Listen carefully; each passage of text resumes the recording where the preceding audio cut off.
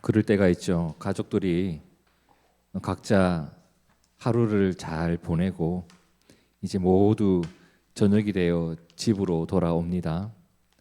집으로 돌아와서 오늘 이런 일들이 있었어.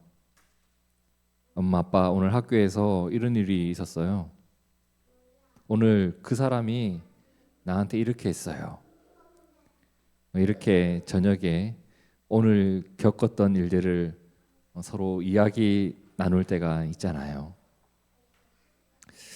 어떤 날은 무슨 일 때문에 너무 힘들었어요 라는 이야기를 할 것이고, 또 어떤 날은 이것 때문에 너무 행복하고 즐거웠어요 라는 이야기를 나눌 때도 있을 것이고, 또 어떤 날은 친구가 나에게 이렇게 잘해줬어요 라는 이야기를 할 때도 있을 것이고, 또 어떤 날은 친구가 나를 이렇게 힘들게 하고 저를 괴롭게 했어요 라는 이야기를 할 때도 있을 겁니다.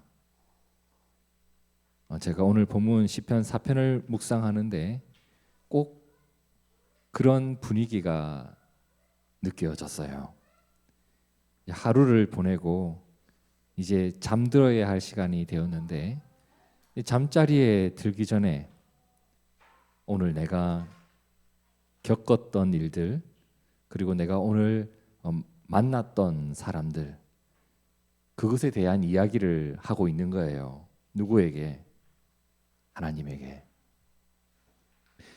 시편 4편의 제목으로 보통 붙이는 제목이 뭐냐면 저녁 기도입니다. 누군가의 저녁 기도문이에요. 그래서 오늘은 이 본문을 막 분석하듯이 보지 말고 그냥 누군가의 하루의 일상을, 그런 이야기를 듣는 것처럼 조금은 가벼운 마음으로 한번 보면 더 좋지 않을까 하는 생각을 해보게 됩니다. 그리고 우리도 하나님과 이런 대화를 나누면서 살아가는 사람이 되었으면 좋겠어요. 하루를 보내고 하나님, 저 오늘 이랬어요. 그게 시편 4편이거든요. 자, 그러면 먼저 8절을 보시죠. 8절. 내가 편히 눕거나 잠드는 것도 주님께서 나를 평안히 쉬게 하여 주시기 때문입니다. 자, 이걸 개역 개정 성경으로 우리가 함께 읽어볼까요? 시작. 내가 평안히 눕고 자기도 하리니 나를 안전히 살게 하시는 이는 오직 여호와이시니이다. 여러분, 내가 편하게 누울 수 있고 내가 편하게 잠들 수 있고, 이 사람은 내가 그렇게 할 수 있는 것이 하나님 덕분입니다라는 고백을 하거든요. 우리가 그런 말 자주 합니다. 이제 좀 두 다리 뻗고 잘 수 있겠다. 그렇지. 오늘 중간고사 기도하던데 중간고사가 끝나면 이제 마음 편히 두 다리 뻗고 잘 수가 있겠지. 여러분, 우리가 살아가다 보면 나를 불편하게 하는 일을 만날 때가 있어요. 불편한 일을 만나는 건 이상한 일이 아니라 어찌 보면 당연한 일이에요. 살다 보면 불편한 일을 만날 수밖에 없어요. 때로는 손해보는 일을 만나기도 하고. 왜? 내가 손해봐야 누군가는 이익을 보거든. 자신의 이익을 위해서 살아가는 사람들 틈바구니에 끼어 있다 보면 내가 손해를 볼 수밖에 없어요.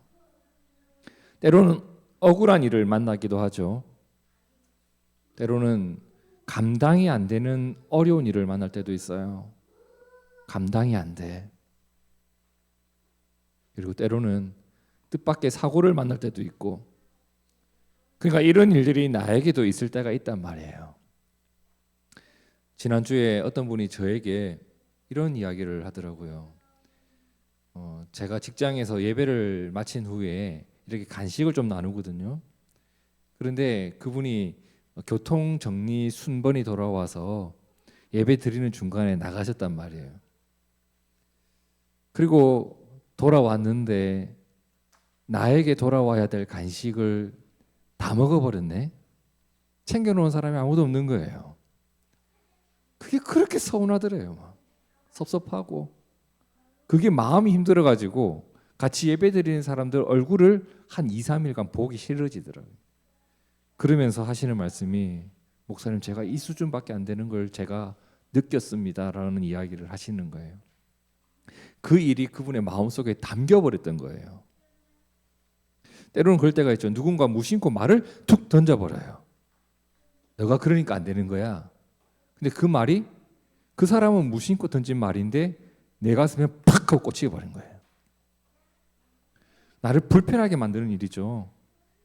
여러분 근데 그 일이 내가 겪은 일이 내가 겪고 있는 상황이 네 마음속에 들어오면 말이야.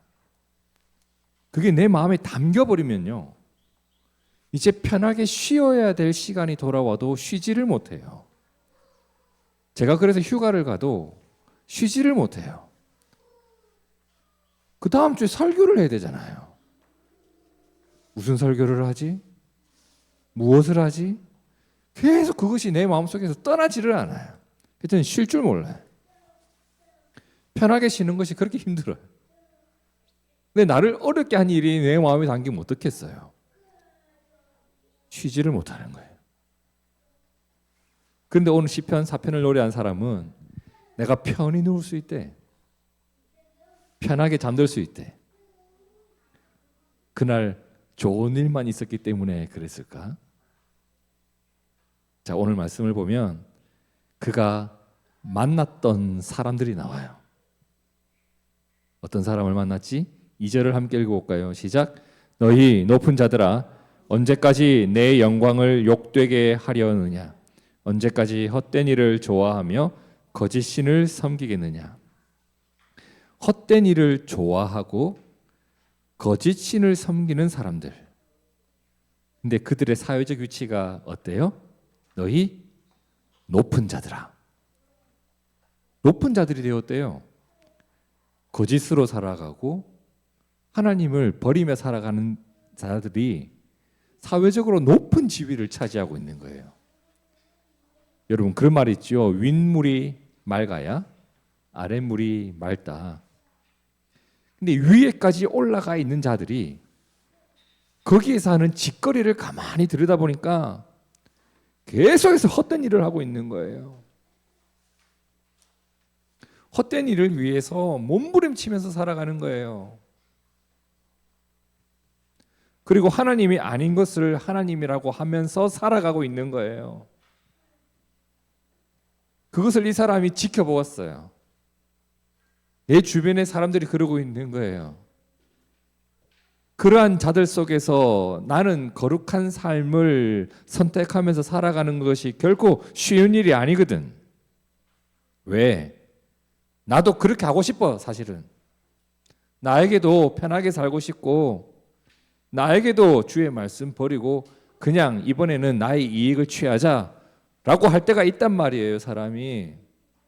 그러니까 그런 속에서 나는 거룩을 지키는 게 쉽지가 않아.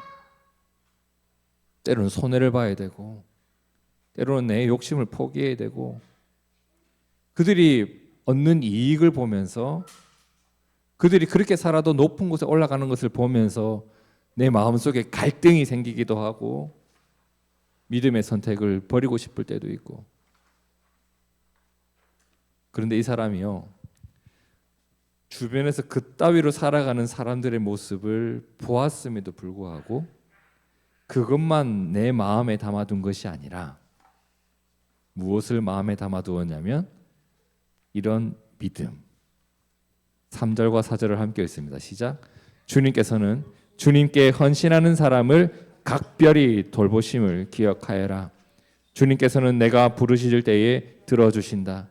너희는 분노하여도 죄짓지 말아라. 헛된 일을 통해서 너희가 이익을 얻고 하나님을 버리고 욕심을 채우면서 살아가는 사람이 있든지 말든지 그들이 그렇게 하든지 말든지 그들이 그렇게 산다고 니까지 그렇게 살아서 되겠는가? 너네가 그렇게 살지언정 난 이걸 믿는다. 뭘? 주님께 헌신하는 자를 주님이 돌보시고 각별히 신경 쓰고 계시다는 것을 나는 기억하면서 살겠다. 그가 이것을 마음에 담아요. 내 주변에서 악하게 살아가는 사람들만 마음에 담아두면요, 내 마음이 엉망진창이 돼버려요. 저렇게 해도 저렇게 되네. 그런데 주님이 그것을 기뻐하지 않는다고요. 그러한 믿음의 내용이 내 마음속에 담겨 있어야 돼요. 주님은 주님께 헌신하는 사람을 각별히 돌보심을 기억해야 돼요.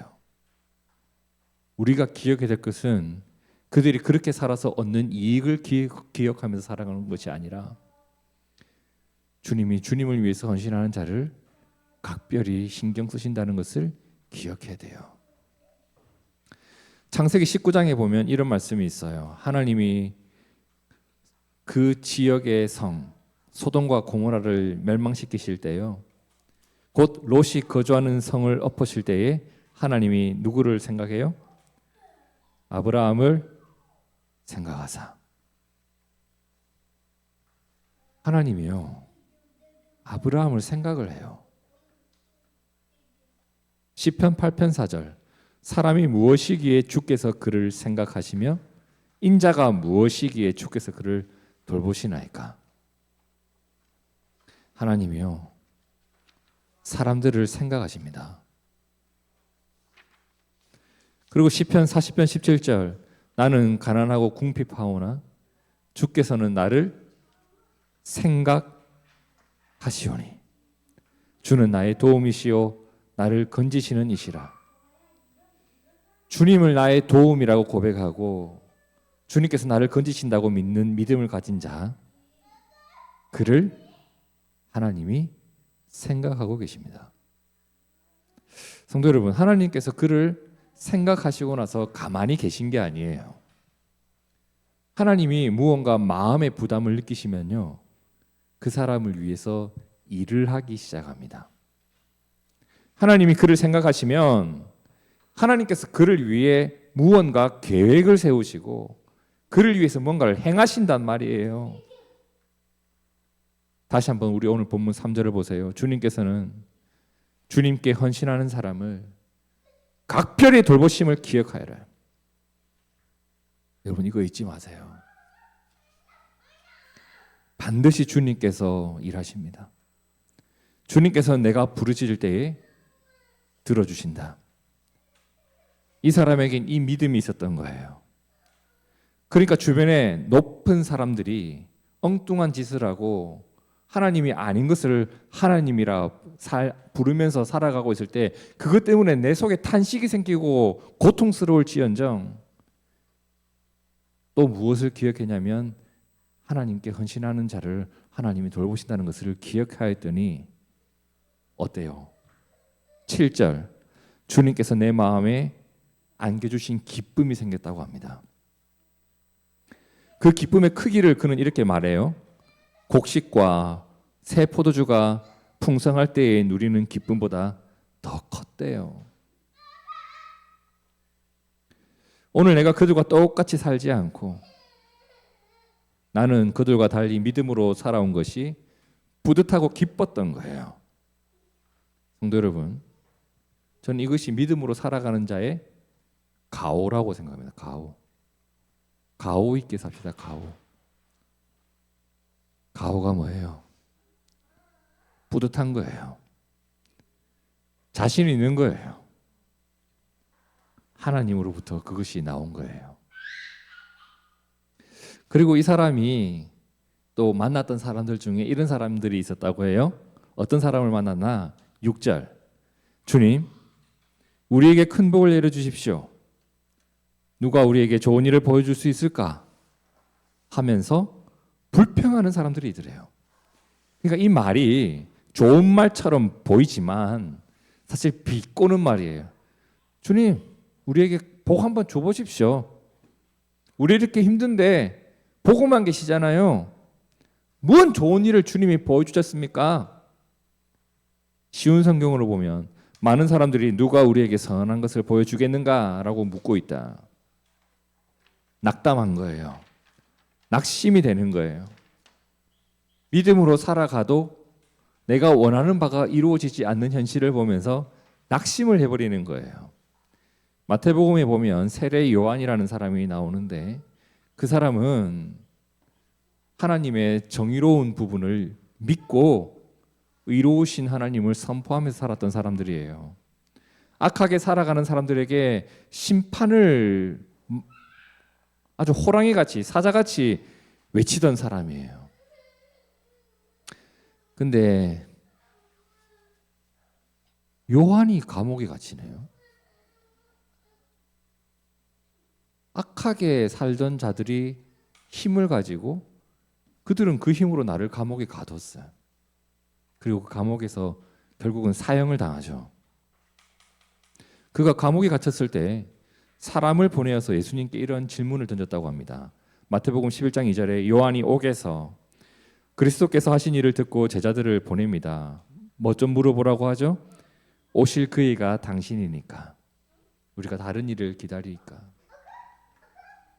우리가 기다리는 하나님의 보내신 이가 당신 맞습니까? 왜 제가 억울하게 이렇게 살아야 됩니까? 왜 내가 이런 힘든 일을 겪어야 됩니까? 우리가 기다리던 분이 당신 맞습니까? 뭐 하고 계십니까? 이런 질문이에요. 여러분, 사람이 낙심을 하면요, 의심이 생겨요. 그리고 의심이 깊어지다 보면 파선합니다. 파선. 구멍이 뚫려 가라앉아 버린다는 거예요. 낙심한 자리에서 의심의 자리로, 의심의 자리에서 파선의 자리로 몰락하는 사람들이 실제로 있단 말이에요. 디모데전서 1장 19절에 보면 믿음과 착한 양심을 가지라. 어떤 이들은 이 양심을 버렸고 그 믿음에 관하여는 파선하였느니라. 그 가운데 후메네오와 알렉산더가 있으니 그 가운데 우리가 아는 누군가의 이름이 있을 수도 있단 말이에요. 여기 이 자리에 내 이름이 있으면 안 돼. 우리가 조심해야 돼요, 여러분. 여기에 내 이름이 기록되어 있으면 얼마나 안타까운 일이겠냐고요. 낙심에서 의심으로, 의심에서 파선으로 이렇게 가면 안 돼요. 낙심이 되는 그 순간에 누군가는 이런 고백을 해요. 시편 42편 10절에 내 뼈를 찌르는 칼같이 내 대적이 나를 비방하고 있다. 그리고 그들은 늘 내게 말하기를 내 하나님이 어디 있냐? 라고 하는데 그가 뭐라고 해요?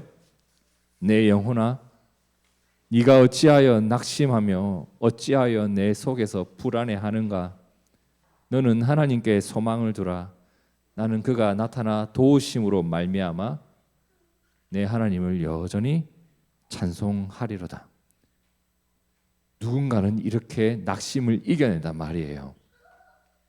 여러분, 그래서 낙심할 수밖에 없는 상황이 펼쳐졌을 때 그 상황만 내 마음속에 담아두지 말고 나에게 주신 하나님 말씀을 함께 마음에 담아두라고요.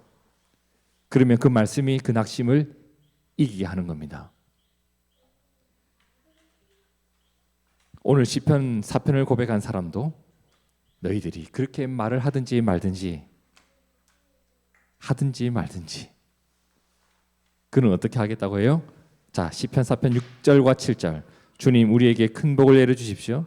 누가 우리에게 좋은 일을 보여줄 수 있을까 하며 불평하는 사람들이 많이 있습니다. 그러나 주님, 주님의 환한 얼굴을 우리에게 비춰주십시오.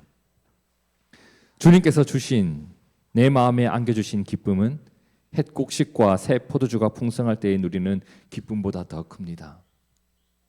그러니까 이 사람이 오늘 하루를 좋은 일만 겪으며 살았던 게 아니에요. 이런 사람 저런 사람, 힘든 일, 좌절되는 일, 낙심할 만한 일 다 겪으면서 하루를 보낸 거죠. 그런 삶을 살아가고 있는 중이에요. 그렇게 하루를 보내고 또 그렇게 하루를 보내고 잠자리에 들기 전에 하나님께 말하는 거예요. 하나님, 오늘 저 이랬어요. 하나님, 저 오늘 이런 사람들 만났어요. 그리고 이런 사람들도 있다고 해요. 그리고 이런 사람들도 있다고 해요, 하나님. 이런 현실이 너무 어렵기도 하고 제 마음이 낙심되기도 하고 그래요, 하나님. 내 삶을 돌아보니까 밤에 잠을 잘 수 없는 날이 얼마나 많은지 모르겠습니다, 하나님. 1절에 고백하죠. 의로우신 나의 하나님, 내가 부르실 때 응답하여 주십시오. 내가 공궁에 빠져 있는데 나를 이런 막다른 골목에서 벗어나게 해주십시오, 하나님. 이런 일들이 그가 겪었던 일들이라고요. 그런데 이것만 마음에 담겨져 있는 게 아니에요. 무엇이 담겨져 있었다고? 구체적인 믿음의 내용이 있었죠. 3절과 7절을 함께 볼까요? 시작. 주님께서는 주님께 헌신하는 사람을 각별히 돌보심을 기억하여라. 주님께서는 내가 부르실 때에 들어주신다. 주님께서 내 마음에 안겨주신 기쁨은 햇곡식과 새 포도주가 풍성할 때에 누리는 기쁨보다 더 큽니다. 그랬기 때문에 그 밤에 어떤 일이 있었는가? 내가 누웠는데 편안한 거예요. 내가 누웠는데 잠이 솔솔 오는 거예요. 주님께서 나를 평안히 쉬게 하여 주시기 때문입니다. 성도 여러분, 저도 요즘 그런 거 많이 느껴요. 마음 편히 두 다리 뻗고 잘 수 있는 거, 몸이 피곤하고 고단하면 빨리 잠들 줄 알았거든요. 저도 잠 안 오면 조깅이라도 좀 하고 와라, 운동하면 잠 잘 와, 그럴 때도 있었거든요. 근데 요즘은요, 뭘 해도 잠을 못 자요. 어떻게 살아가지? 무엇을 어떻게 하지? 이런 걱정들이 몰려오면 두 다리 뻗고 잘 수가 없어요. 그런데 오늘 말씀을 묵상하다가 제가 이게 내가 몸이 고단하지 않아서도 아니고 뭘 하지 않아서도 아니고 내가 하나님을 덜 의지하고 있구나라는 것을 많이 느꼈습니다. 여러분, 우리가 두 다리 뻗고 잘 수 있는 것은 상황이 갑자기 좋아지거나 뭐가 주어지거나 뭐를 얻어서가 아니라 오늘 말씀을 근거로 볼 때 나와 함께 계신 하나님을 마음에 담아두고 있어야 두 다리 뻗고 잘 수 있어요. 하나님이 나를 생각하셔서 하나님께 헌신한 자를 각별히 생각하셔서 일궈 가시는 일 분명히 있음을 저는 믿어요. 그리고 우리가 햇곡식을 먹고 그리고 아름다운 것들을 누리는 것처럼 하나님께서 나의 마음속에 주시는 기쁨도 그만큼 커요. 이러한 것이 실제적으로 주어지는 여러분 모두 되시기를 진심으로 축복합니다. 매일매일 우리도 잠들기 전에 하나님께 한번 말해봤으면 좋겠어요. 하나님, 오늘 공부한 거 제 머릿속에 남게 해주세요. 하나님, 오늘 제가 이런 일들이 있었는데 제 힘으로 해결이 안 될 것 같아요. 하나님이 도와주세요. 그런데 저는 하나님이 싫어하는 거는 안 할래요. 저 이제 자도 돼요? 이제 잘게요, 하나님. 그렇게 하루하루 살아가는 우리가 되었으면 좋겠습니다. 함께 기도하겠습니다.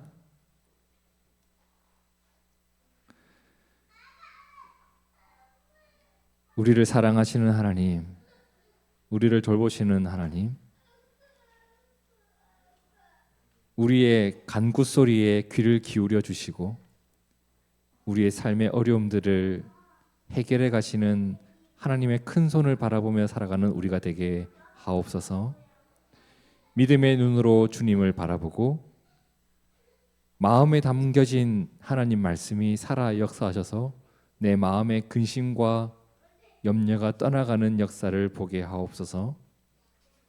우리가 매일매일 평안히 눕고 평안히 잠들 수 있는 믿음의 사람들이 되기를 원합니다.